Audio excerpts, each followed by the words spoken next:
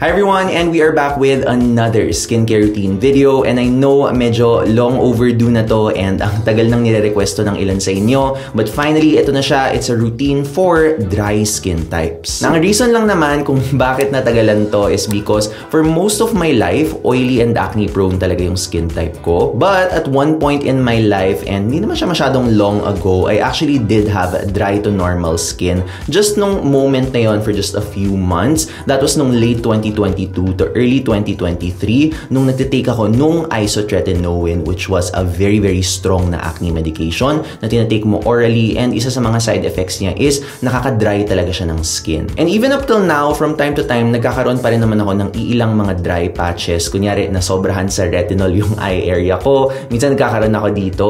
So, for all those times na sobrang naging grabe yung dryness ko, whether nung time na nag-isotretinoin ako or yung ngayon na nagda-dry patches ako, here's a routine full of products that can be lifesavers. So that being said, wala nang any, let's start with our routine. Alright, so now as with any routine, of course, start muna tayo with a cleanser or a face wash. And as you guys know, syempre kapag dry skin type ka talaga, kailangan maingat ka pa rin sa pagpili ng cleanser. Because if not, baka sa step pa lang na to, yun ay nagkukos or parang nag-aggravate sa pagiging dry ng skin mo. So for this one, we're just going to be using a very gentle but still lightly foaming na cleanser. And for this routine, I'm gonna be using this one from the brand Elana. It's their Gentle Low pH Gel Cleanser. Now, sa mga matagal nang nanonood ng videos ko, you guys know na matagal na talaga akong supporter ng Elana. This is a local brand that I really love. And if I'm not mistaken, this was a release they had last year that I actually really liked. Maliit lang yung packaging nito dati, as in parang kalahati lang nito. But I'm so happy na gumawa sila ng bigger version of this. But anyway, before I put this on my face, magbabanlaw muna ako. I'll be right back. Alright, so basa na ang face ko. So it's now time to apply the cleanser. And as you guys will see,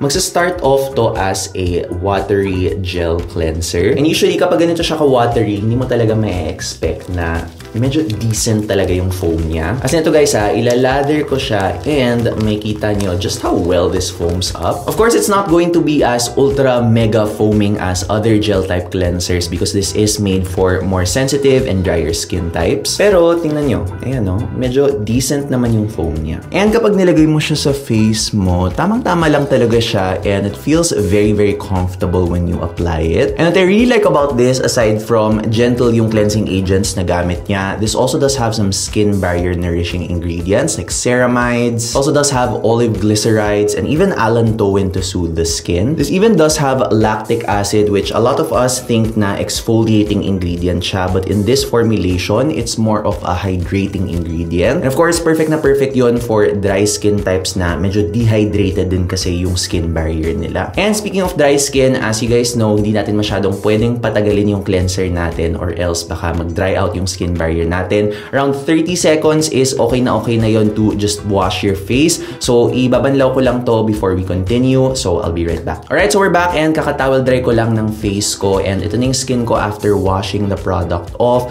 Tamang-tama lang siya. It feels cleansed pero hindi pa rin nawala yung parang natural oils ng skin ko, which again, medyo mas madali kasi yun nafe-feel ng mga drier skin types pag nabanat or pag nag-dry out yung skin nila. So, we really have to be careful with that. But now that our face is freshly cleansed, let's now move on to our next step. And this is actually optional, but it's to add an exfoliant. Now, I know problema rin minsan ng mga dry skin types to, yung medyo nagiging dull yung complexion nila or they feel like they have some dark spots na gusto nilang i-fade. And I really think there's a very underrated ingredient sa skincare na makakatulong dito. Actually, na-mention ko na siya kanina kung nakikinig kayo ng mabuti. This is the exfoliant ingredient, lactic acid. So again, yung amount ng lactic acid na nasa cleanser natin kanina, that was just right to hydrate our skin. But normally or in the right amounts, yung lactic acid is really an exfoliant. It's what we call an AHA or alpha hydroxy acid. Kung naririnig nyo na yung exfoliating ingredient na glycolic acid or mandelic acid, nasa same family si lactic acid sa kanila. Pero si lactic acid, mas ang focus niya talaga is to gently exfoliate drier and dehydrated skin types,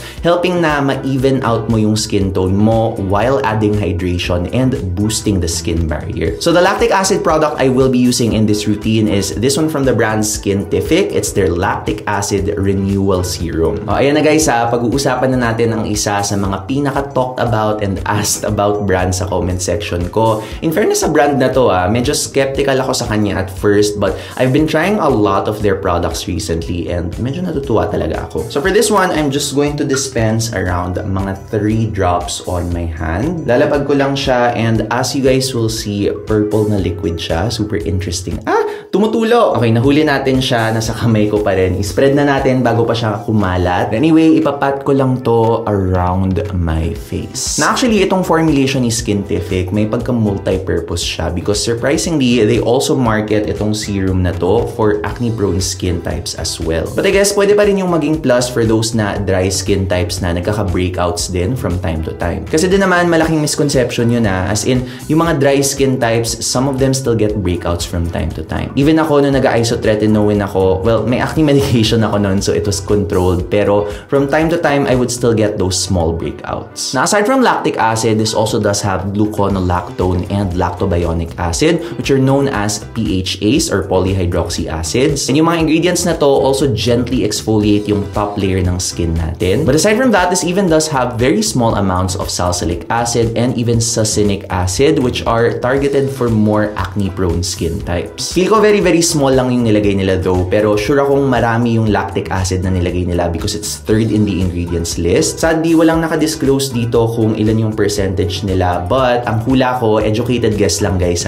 probably mga 3 to 5% to. So I would say more for beginners or for those na hindi pa masyadong sanay talaga sa exfoliants, you could use this one just to see how your skin would react. Now speaking of reaction, actually some people kapag gumagamit sila ng mga lactic acid or other AHA products, meron talagang initial stinging at first. It won't happen for all skin types and it also doesn't mean na hindi hiyang yung product sa'yo. You just have to see how your skin will react in the long term, kung sobrang humahapdi ba na hindi mo na kaya, or mamumula ba siya or humahapdi, or is it yung stinging na parang mawawala after a few minutes. But anyway, going back sa mga percentages, again, this one I really think medyo low percentage lang siya. Pero if you want a bit higher, like 5% and up, see, The Ordinary, meron silang 5% and 10% lactic acid. Though I know medyo struggle maghanap kasi ng The Ordinary ngayon kasi ang dami talagang fake online. So include ko na lang din in the description box yung mga links to trusted shops na nagsisell ng mga authentic The Ordinary. Kasama na rin ang link for this serum. Make sure ko lang na umabot sa forehead yung serum ko kasi hindi ko sure kung na-pass ko siya dun. And just to share with you guys how this feels on the skin, definitely it's a little bit of a mid-weight serum. Medyo may pagka-gel type talaga siya. Although it does have a very refreshing and hydrating feeling and hindi siya yung parang nagsistay lang sa face mo. Nag-absorb pa rin naman siya. So depending on how your skin feels with this product on, kayo na bahala kung gusto niyo siya gamitin during the daytime or the nighttime. But either way, ito yung parang placement niya sa routine after the cleanser and before our next step. Oh, and side note din pala, for those na dry skin types na gumagamit din ng retinol,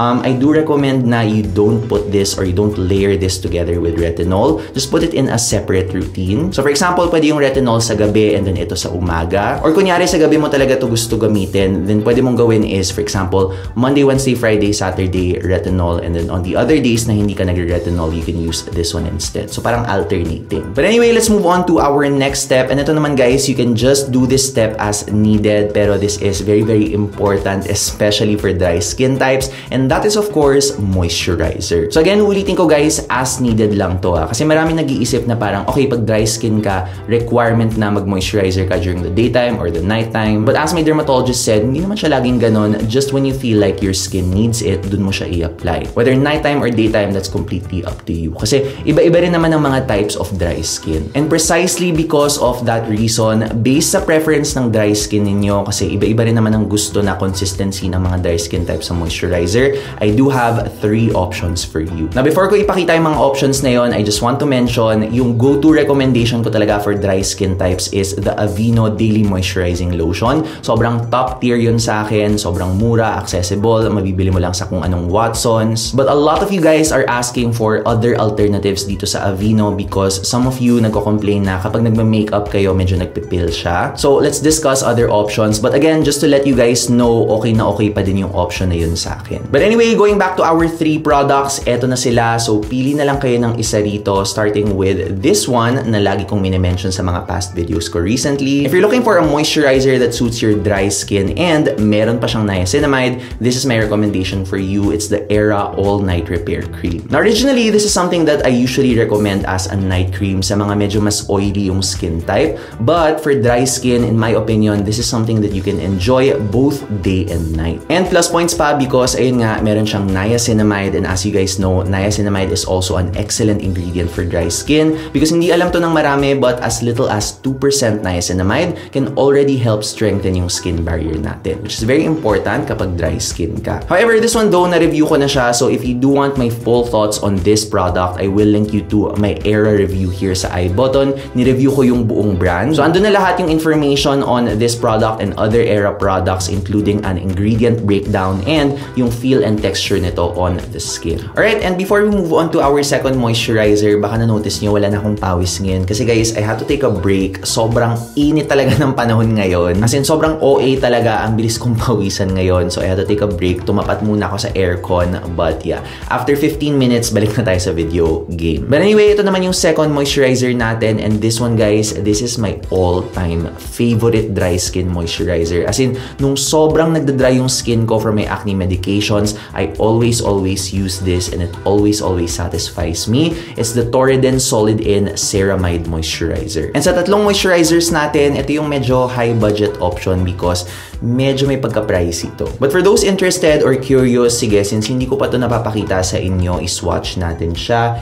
And as you guys will see, this does have a very rich cream texture. Medyo may pagka-light butter siya, pero pag spread mo siya on the skin, as in, sobrang nourishing talaga yung feeling nito. I really like it. And what more, ang bilis pa rin niya mag-melt and mag-blend onto the skin. And what I really love about this also is, ang bilis nito talagang makatulong sa irritation, especially nung nagtatretinoin and even isotretinoin ako. In terms of skin barrier nourishing ingredients, kompleto din to. This has 5 ceramides, cholesterol, and fatty acids, yung parang holy trinity of the skin barrier. And aside from that, this also even has allantoin and panthenol and even green tea to soothe the skin. As in, ito talaga pag meron kang dry skin or dry patches, kuhang-kuha talaga nito. So if may budget kayo, I really recommend itong sunscreen na to. Pero 800 to 900 pesos kasi siya. So only if may budget kayo. And lastly, for those na on a budget pero gusto talaga ng ceramides in their moisturizers, inad ko na rin tong final moisturizer na to that I've been testing and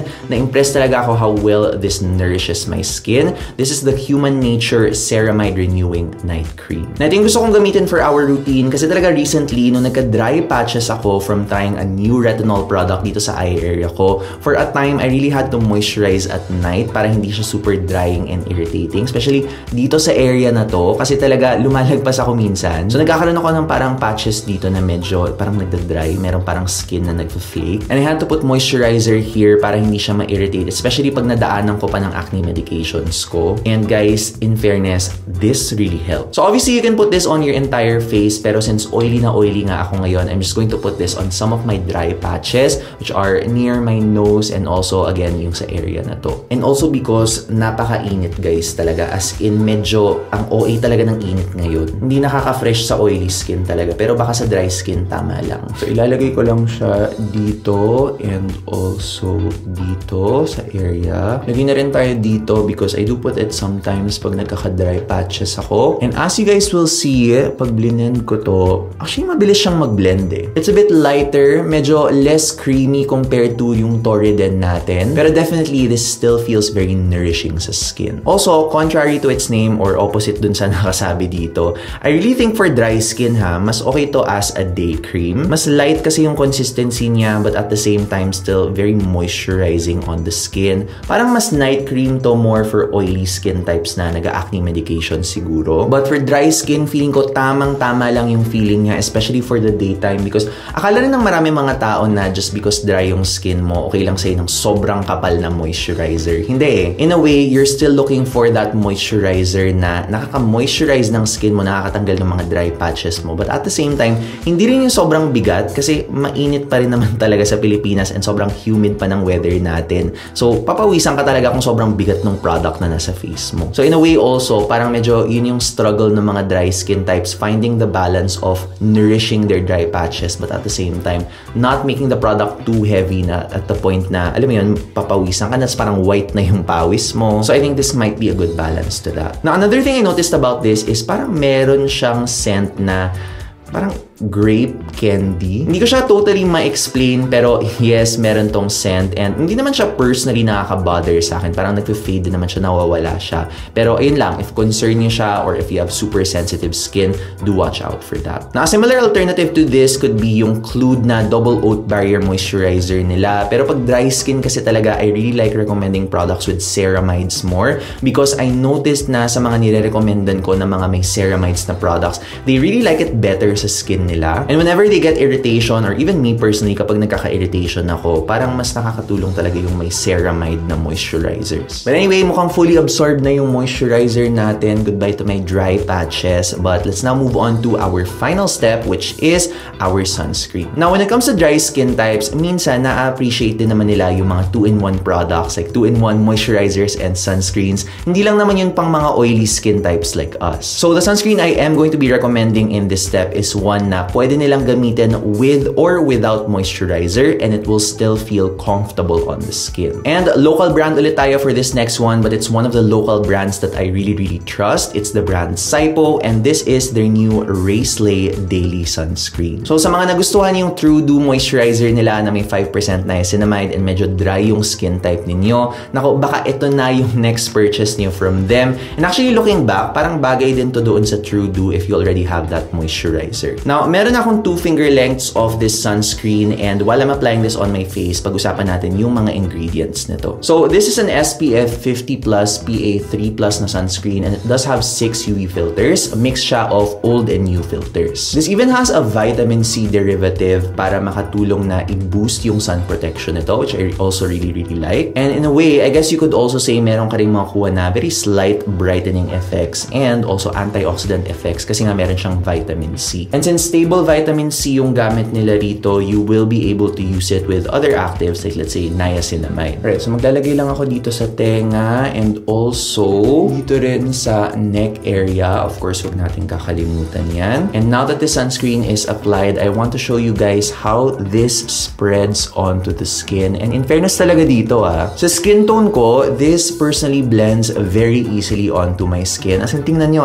from a cream, ang bilis niya talagang mag-melt on my face and mag-blend. Obviously, not as fast as yung ibang mga gel type sunscreens because this is a cream type sunscreen, pero light cream naman to. And for a light cream, I would say this does a pretty good job. And make sure lang natin na makuha yung ear area because lagi ko nakakalimutan talagang i-blend yung sunscreen ko dito. Tapos pag may nami-meet na ako mga tao, sinasabi na, ba't may puti ka sa tenga mo? Sabi ko, ay sorry, hindi ko lang nabiblend yung sunscreen ko. Tapos diba minsan, kunyari sasagot ako ng phone, girl, kapag yung sunscreen, tinanggal ko dun sa ears ko, may kita ko may puti sa phone ko. Sabi ko, ay, ano to? Ay, yung sunscreen, hindi ko na-blend. So, ayan na siya, fully blended onto my face. And sa akin talaga, sa skin tone ko, it just takes a few seconds and then nagbablend na siya. I even made a TikTok of this na parang full day ko siya talagang sinuot and pinakita ko yung texture and yung feel niya sa face ko as the day goes by. Ito talaga, I would say, this is a very comfortable sunscreen. Very similar to doon sa Oxycure and Dr. Sensitive na sunscreen. As in, cream siya talaga nagsistart pero mabilis siya mag-blend onto the skin. And I don't know why, pero as an acne prone, usually yung ganitong mga sunscreens pa nga yung hindi nagbe-breakout sa akin. I don't know why, baka hiyangan lang talaga. Pero ayun, I like the finish of this on my face. And I guess dahil merong ilaw talaga na nakatapat sa akin, medyo may konting glow siya. But normally, this is just very natural on my skin. Wala namang ring light na nakatapat sa inyo buong araw, so okay lang yun. And also, another nice thing about this, if any of you wear makeup, as in, kunyari nagbe-BB cream, nagsa-skin tint, or foundation kayo, this one you can actually also use as a base or even as a primer. And ang maganda is, kapag naglalagay ka on top, nag-grip talaga siya very well. And one more thing I forgot to say about this, baby powder friendly siya. So for those of you na, let's say, dry skin kayo, pero medyo pawisin kayo, and then in the middle of the day, gusto nyo magpa-fresh kasi sobrang pawis, gusto nyo maglagay ng baby powder, I tested baby powder on this and baby powder friendly siya. It actually works really well with baby powder. As in, mas parang nagiging light yung feeling niya on the skin and mas nagiging matte yung finish niya. And just so you guys know, I think may ma-out yung video na to, but I've been trying this sunscreen since February. Kasi, of course, merong pa sneak peek sa akin ang owner na si Miss Bella. Wow! So, shoutout sa'yo, Miss B, pero hindi nila sponsored yung video na to baka mag-isip pa kayo. Now, just one thing about this sunscreen though, especially since online exclusive siya, kapag bumili ka kasi online, medyo maraming mga fake seller robot ngayon sa Shopee and sa Lazada trying to disguise as SIPO. So just watch out for that, guys. Make sure na official store yung binibilhan ninyo. And kung gusto niyo maging sigurista, ililink ko na lang kayo sa mga official stores nila in the description box if you want to check this product out along with the other products na minention ko in this video. But anyway, yun lang, fun fact for those na gumagamit ng baby powder dyan, this can pair with it very, very well. And now that my sunscreen has blended, that means one thing, nagawan ko na finally yung mga dry skin types ng skincare routine na may recommendations. Thank you so much sa mga dry skin types for being patient sa akin. And if you guys have any more video requests, let me know in the comments. Kasi talaga, nakikinig naman ako sa mga suggestions ninyo. Minsan, natatagalan lang talaga, di ba? And also, if you do want more videos na relevant to dry skin, maglilink na lang ako ng more videos here that might be helpful for you guys. And as usual, thank you so much for watching this video and I will see you in the next one. Bye!